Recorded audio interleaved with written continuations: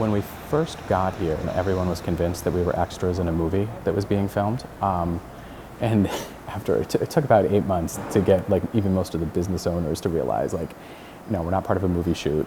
We're legit. We run the church down the street.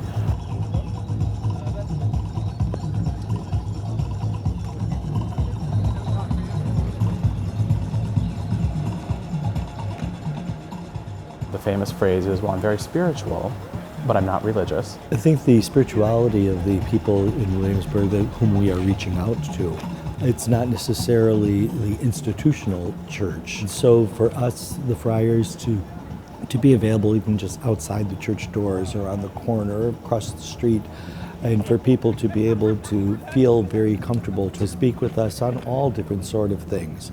That opens again the doors for them to get to know the church again. What's going on? What are we doing today? It's super, super nice that I could walk up to them and I may see them out and about having coffee and I could just sit down and talk to them about what's going on, how's the weather, what do you think about this, and just, get some perspective on life.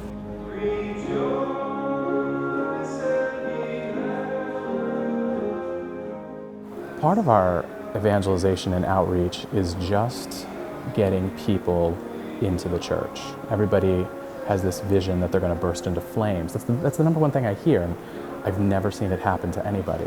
The church was chained and padlocked.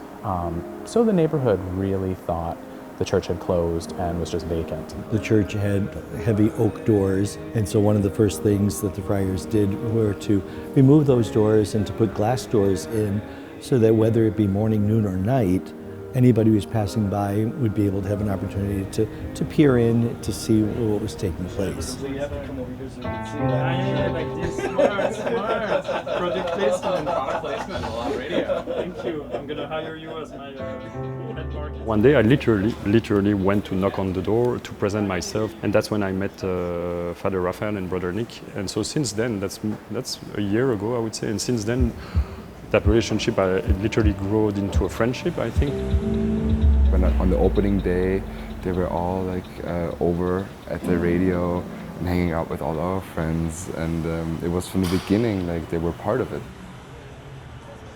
I grew up in a Catholic church in Vienna, where I'm from. We used to do morning prayers and we used to go to church every morning. But as you grow older into your adult life, it disappeared, and having it come back now at this age, it's very beautiful. In Belgium, I was